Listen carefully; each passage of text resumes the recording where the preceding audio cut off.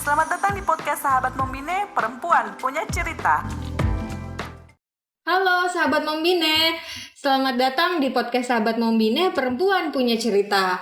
Saya Mariam yang akan memandu podcast kali ini. Kita saat ini sudah kedatangan tamu spesial, seorang dokter yang bertugas dengan misi kemanusiaan sebagai relawan COVID. Dan saat ini dokter ini juga masih melakukan misi kemanusiaannya, yaitu bertugas di Rumah Sakit Undata, khususnya menangani pasien-pasien yang positif COVID di Kota Palu maupun di Sulawesi Tengah. Nah, tanpa berlama-lama, mungkin sahabat Membine juga sudah sangat penasaran siapa dokternya. Kita langsung berkenalan saja. Ya, baik. Terima kasih atas kesempatannya diberikan kesempatan untuk berbicara di podcast Subsekolah Membine. Saya Dr. Gifar. Nanti kita akan berbincang sedikit tentang topik yang sudah ditentukan. Iya, sahabat Membine, kali ini kita akan berbincang-bincang seputar COVID. Kemarin kita tahu bersama bahwa COVID ulang tahun, memang sudah 1 tahun kita dilanda oleh bencana non-alam ini, yaitu virus COVID-19. Tapi mungkin masih banyak sahabat Membine yang belum tahu apa sih COVID itu, bagaimana gejalanya, dan apa penyebabnya, dan cara mengatasinya gimana, dan lain-lain. Nanti selama 30 menit ke depan kita akan berbincang-bincang mengenai COVID bersama dengan Dr. Gifar. Baik, Dr. Gifar, mungkin sahabat Membine ingin tahu apa sih sebenarnya COVID itu? Ya, baik. Jadi terkait dengan COVID sendiri merupakan singkatan yang berarti Coronavirus Disease 2019, makanya disingkat COVID-19. Ya. Okay. Jadi COVID-19 merupakan sebuah penyakit yang disebabkan oleh infeksi virus.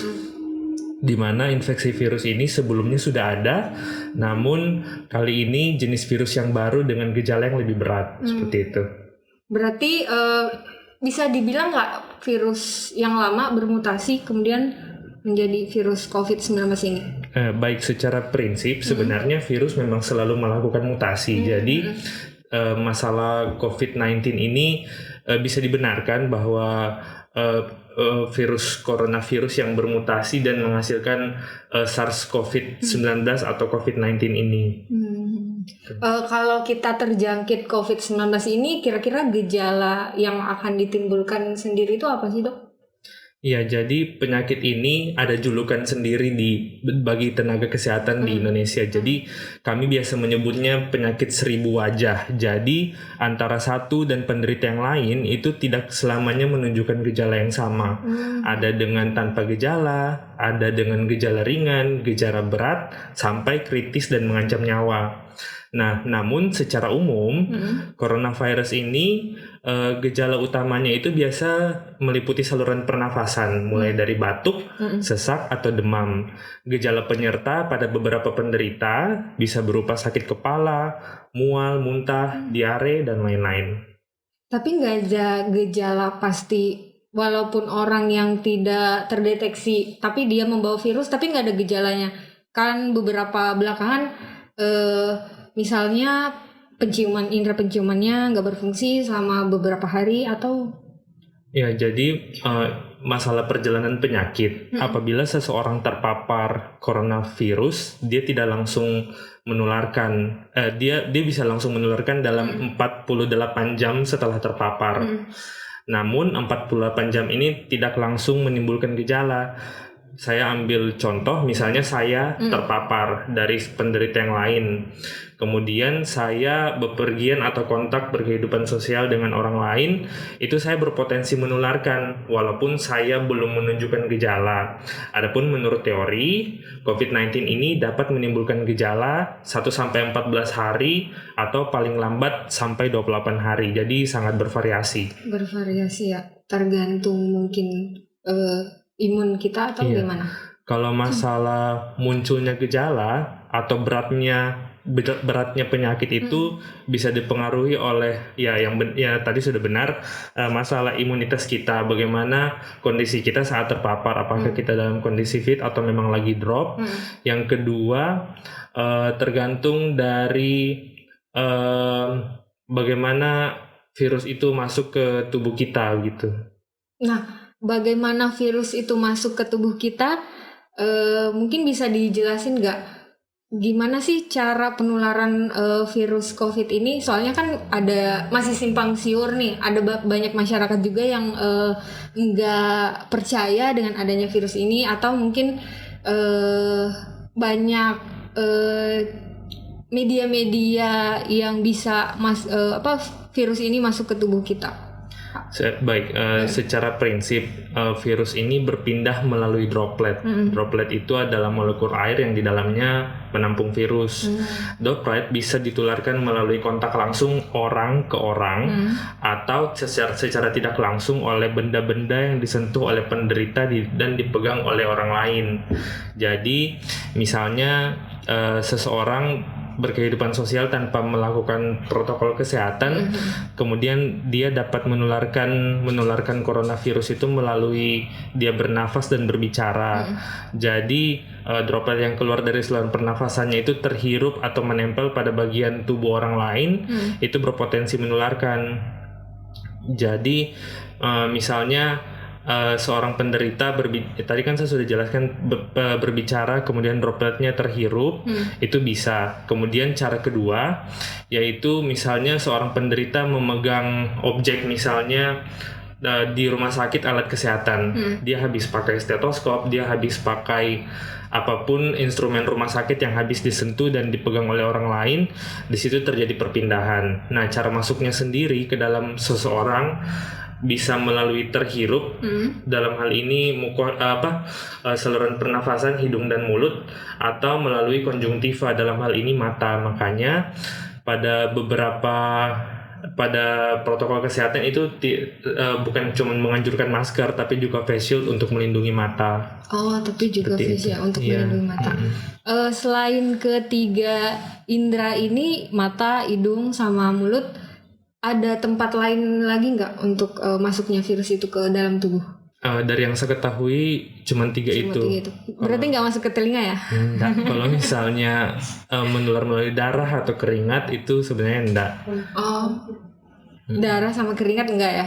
Okay. Jadi cara masuknya itu yang saya jelaskan tadi secara tidak langsung, apabila kita memegang objek yang sudah disentuh oleh penderita, itu cara masuknya ke kita dari tangan kita kan biasa menyentuh daerah hidung, mulut, mata.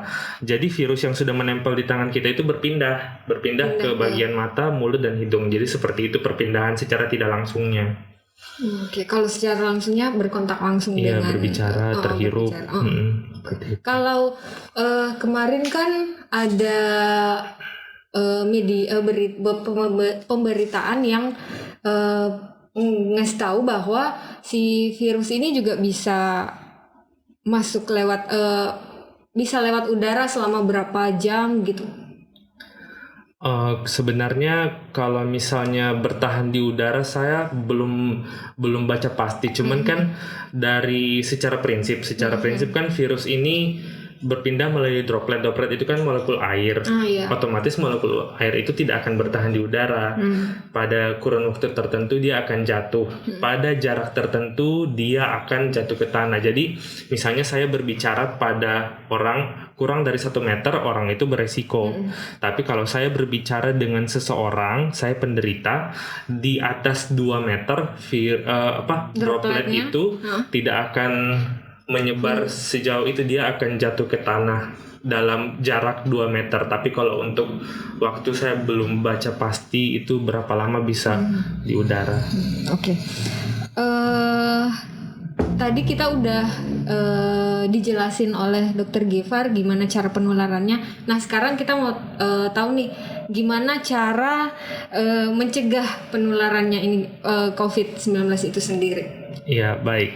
Dari yang sudah sangat sering kita dengarkan, paling dasar kan protokol kesehatan, penggunaan masker, menjaga jarak, mencuci tangan, dan lain-lain. Karena tadi saya sudah sempat jelaskan juga tangan ini sangat penting karena kontak secara tidak langsung. Kita memegang segala sesuatu dari penderita, kemudian kita menyentuh wajah, hidung, mulut, dan mata, itu sangat berpotensi penularan secara tidak langsung. Jadi mencuci tangan merupakan salah satu protokol kesehatan yang harus diterapkan. kesehatan.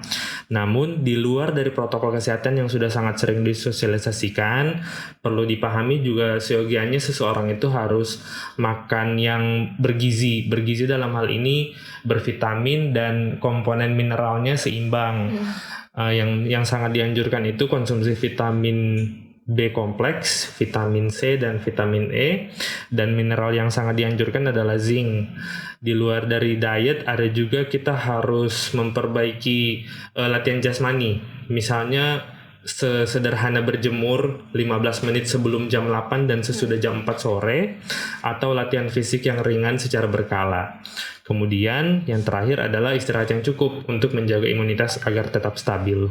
Nah, sahabat Membine itu salah satu ininya tadi dikasih tahu bahwa kita harus menjaga imun, makan yang sehat dan bergizi yang seimbang, gizinya yang seimbang. Kemudian juga ada anjuran untuk olahraga ya dok, agar fisiknya tetap kuat. Baik, terima kasih dok. Kira-kira dok, dampak dari COVID ini terhadap tubuh kita, bagi kita bagi pasien ataupun penyintas COVID itu apa sih?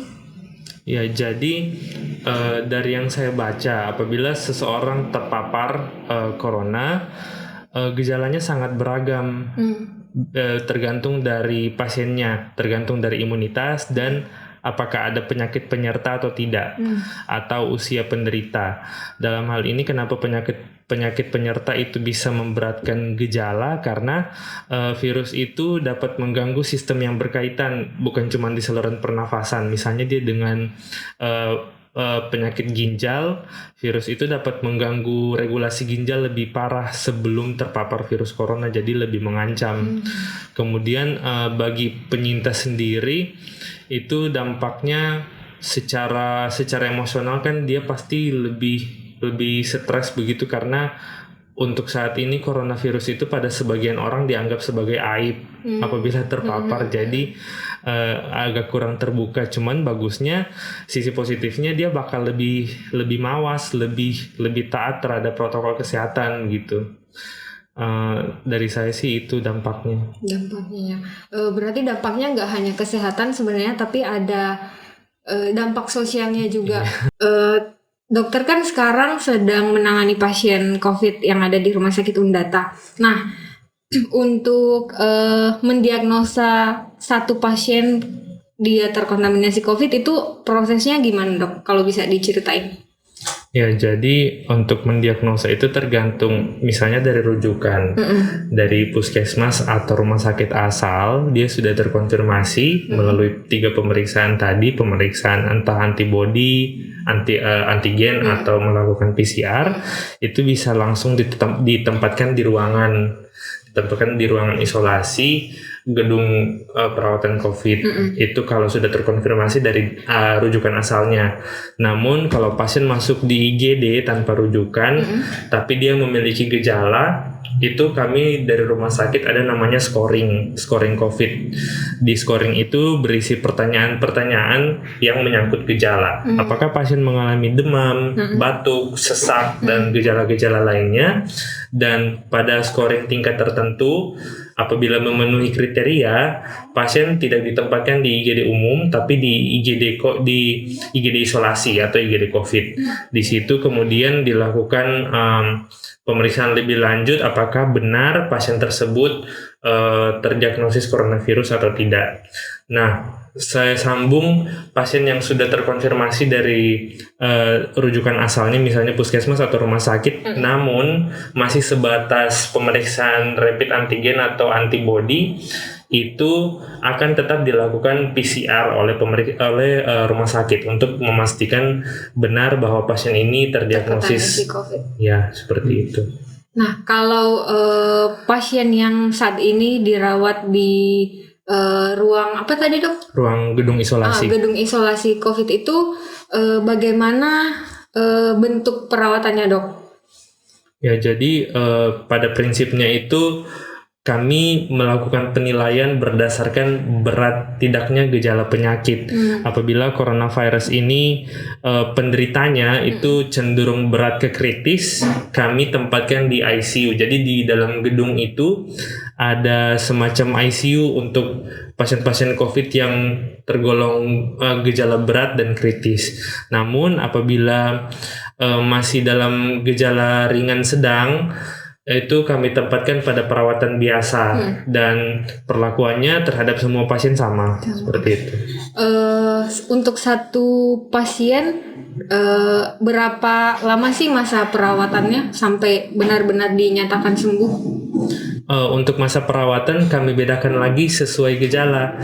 Misalnya pasiennya itu cenderung berat atau kritis dan pernah dirawat di ICU isolasi, kami melakukan pemulangan setelah PCR dinyatakan negatif.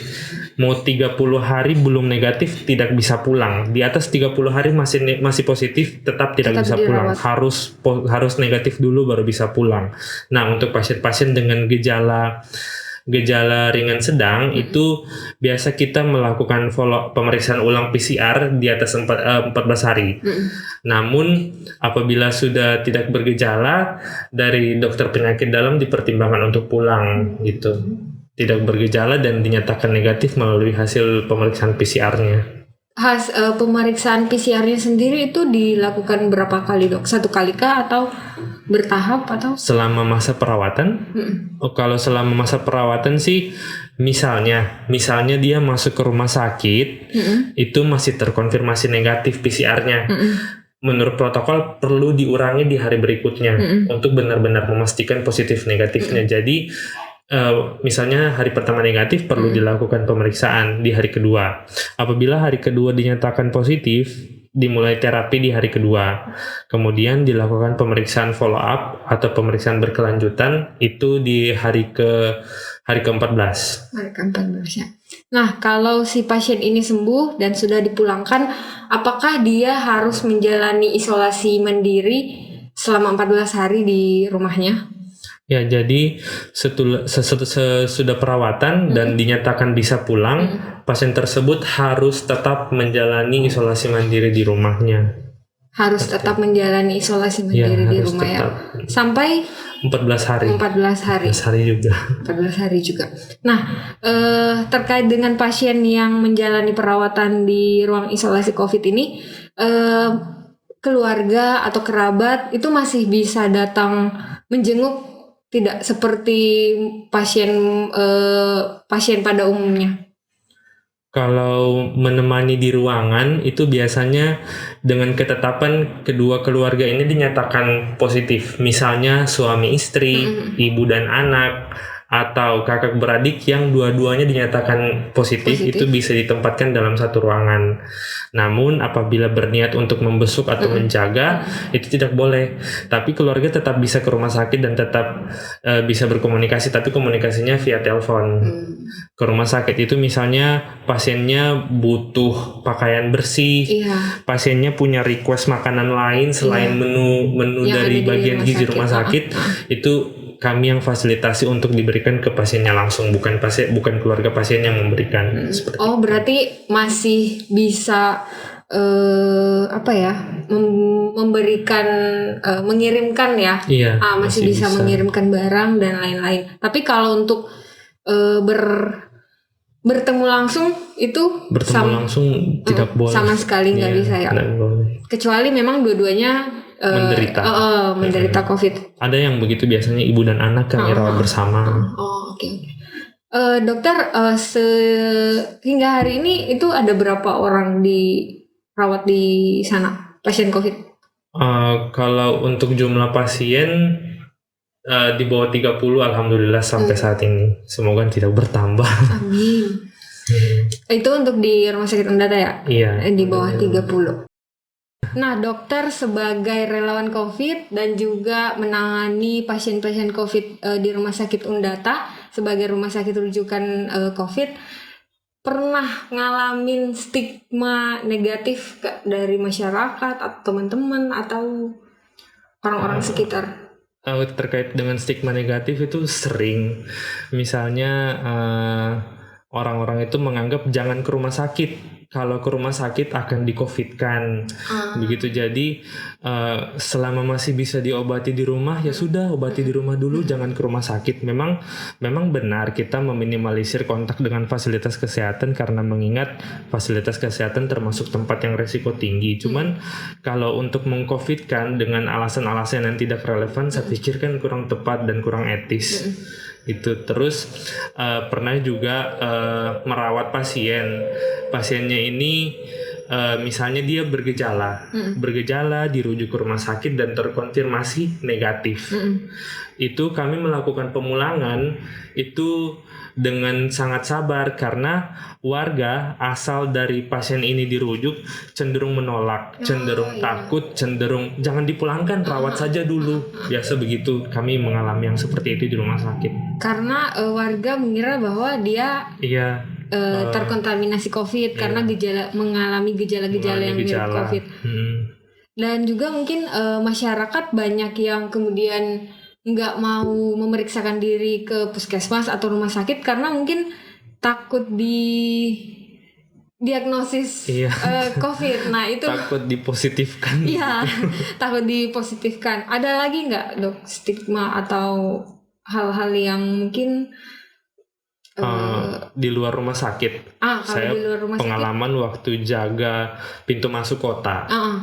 Jadi warga itu cenderung mengaitkan pemeriksaan rapid sebagai ladang bisnis. Ya, jadi itu yang bikin kami juga agak sedih, padahal kan kami sebagai penjaga pintu masuk itu hanya melakukan screening yang didukung oleh pemeriksaan penunjang. Tapi masyarakat terlanjur membuat stigma bahwa pemeriksaan penunjang itu wajib, tidak memeriksa tidak bisa masuk. Dan itu menjadi ladang bisnis kami. Padahal sebenarnya kan kami tidak mendapatkan keuntungan sama sekali dari pemeriksaan penunjang itu. Gitu sih. Oke. Kalau misalnya buat tahu diri kita bahwa kita ini terkontaminasi COVID atau enggak, mungkin ada tes-tes apa aja yang bisa dilakukan? Sejauh ini yang sudah dikembangkan itu ada 3 tes. Yang paling pertama kan rapid antibody. Tapi yang awal-awal tuh. Antibody ini dengan sensitivitas paling rendah karena virus demam berdarah pun apabila dilakukan pemeriksaan rapid antibody itu bisa menunjukkan reaktif. Jadi dia menunjukkan reaktif pada semua jenis virus. Enggak COVID doang, tapi semua. Kalau flu berarti juga? Iya, influenza juga bisa terbaca reaktif. Kemudian selain terpapar virus, daya tahan tubuh yang menurun pun dapat dibaca reaktif oleh pemeriksaan antibody. Gitu. Kemudian pemeriksaan kedua yang sudah dikembangkan adalah pemeriksaan rapid antigen. Nah, antigen ini lebih sensitif karena dia langsung memeriksa dan menangkap komponen dari virus corona itu sendiri dan dibaca bukan reaktif non-reaktif lagi, tapi positif negatif walaupun baru sebatas rapid. Itu durasi pembacaannya 3-5 jam. 3-5 jam ya. Kemudian di atas rapid antigen itu sendiri ada lagi PCR atau polychain reaction. Itu juga sangat sensitif karena dia langsung mengambil komponen dari virus untuk dilakukan pemeriksaan. Macam-macam PCR juga sangat terbagi mengingat sekarang COVID terus bermutasi. Jadi PCR itu dirancang sedemikian rupa untuk dapat mendeteksi macam-macam varian COVID itu. Berarti ada 3 bentuk pemeriksaan ya, ada antibody, antigen sama PCR tadi ya. Nah, tadi sempat disinggung sedikit karena katanya COVID ini terus bermutasi. Nah, hingga saat ini dok, ada berapa varian COVID sih yang sudah yang sudah bervariasi dan mungkin bermutasi dan lain-lain? Ya, jadi dari yang saya pahami dari zaman dahulu kan sudah ada 2. Yang pertama SARS, yang kedua MERS. SARS itu Severe Acute Respiratory Syndrome, yang MERS itu Middle East Severe Syndrome. Sama dia termasuk jenis COVID, namun terjadi mutasi baru yang COVID-19 yang sekarang ini, dan saat ini sudah ditemukan 5 varian baru lagi. 5 varian baru. Iya, 5 varian baru, tapi 2 ini belum termasuk hal yang mengkhawatirkan. Jadi yang baru mengkhawatirkan itu enggak apa-apa saya sampaikan di sini. Iya, nggak apa-apa. Jadi yang mengkhawatirkan itu yang ditemukan di Inggris, B117. Oh, yang lagi hype sekarang ya, Iya. banyak dibahas oleh media juga. Kemudian yang kedua lagi B1531. Itu dari Brazil. Oh, dari Brazil. Yang kedua yang ketiga itu P1. 1351 itu dari Afrika Selatan. Kemudian yang V1 itu dari Brazil. Itu yang mengkhawatirkan. Nah, terkait dengan varian-varian virus baru ini ada 4 yang memang menjadi kekhawatiran nakes dan para ilmuwan. Yang pertama, apakah apabila terpapar varian ini dapat menyebabkan kematian lebih tinggi atau derajat perburukan penyakit yang lebih parah? Yang kedua, apakah lebih menular dari COVID yang saat ini? Yang ketiga, apabila dilakukan pemeriksaan, apakah terbaca seperti COVID yang sekarang ini? Dan yang terakhir, vaksinnya bagaimana? Seperti itu sih yang dikhawatirkan sekarang dan lagi dikembangkan. Nah, ngomongin soal vaksin, dokter sudah menjalani vaksinasi? Saya alhamdulillah sudah Tahap selesai sampai tahap 2. tahapnya. Iya. Karena ada berapa tahap sih, Dok, vaksin? Sebenarnya sampai tahap 2. Oh, tahap 2 ya. Oke. Tadi juga sempat disinggung bahwa ada 4 varian virus yang cukup mengkhawatirkan bagi kita semua. Ya seperti yang dijelaskan oleh Dr. Gifar tadi. Nah, varian virus yang sudah masuk ke Indonesia itu apakah keempat-empatnya ini atau ada salah satu dari keempatnya itu?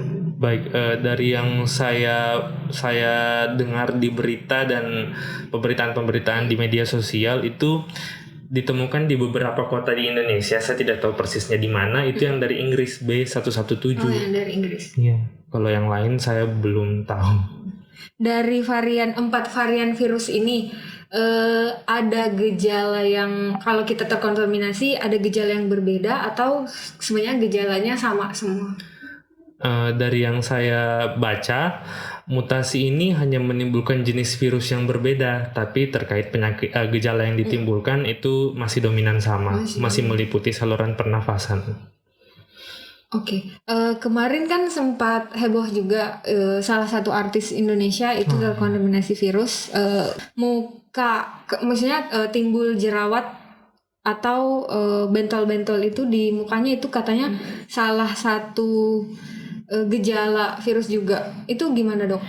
Ya, jadi yang seperti yang saya sudah jelaskan di awal, coronavirus itu bisa dijuluki penyakit 1000 wajah karena selain saluran pernafasan, dia juga bisa menimbulkan ruam pada kulit berupa bintik-bintik dan kemerahan. Oke, baik, Dok. Terima kasih. Mungkin kita sudah berada di penghujung. Mungkin ada pesan-pesan untuk masyarakat Kota Palu khususnya Sulawesi Tengah untuk bagaimana untuk mencegah virus ini dan bagaimana kita biar tidak menularkan virus, Dok. Ya, baik, seperti tadi yang saya sudah jelaskan, jadi penting sekali bagi kita untuk menerapkan protokol kesehatan dan tambahan-tambahan anjuran hidup sehat lainnya. Kemudian di luar dari itu, kita tetap harus saling mendukung. Untuk para penyintas, untuk para penderita, jangan saling menjatuhkan, dan apabila terpapar kita tidak perlu menyalahkan siapa-siapa, tapi kita lantas melakukan isolasi mandiri sebagaimana protokol kesehatan telah ditetapkan. Baik, terima kasih. Ada satu pesan penting sebenarnya yang disampaikan oleh Dr. Gifar tadi, yaitu jangan menyalahkan siapa-siapa karena sebenarnya kita semua berpotensi terkena virus COVID. Kemudian jangan menstigma negatif penyintas ataupun pasien COVID-19. Terima kasih, dokter. sangat berkesan dan menambah wawasan terutama kepada saya, karena mungkin terkait COVID ini hanya membaca sekilas di media, kurang lebih tidak terlalu mendalam seperti obrolan kita hari ini. Terima kasih atas ilmunya dan waktunya.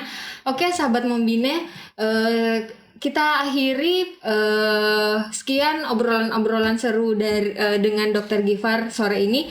Nantikan podcast sahabat Membine yang lain dengan tema-tema yang menarik, dengan topik-topik yang menarik, dan juga dengan narasumber-narasumber yang keren pastinya. Terima kasih.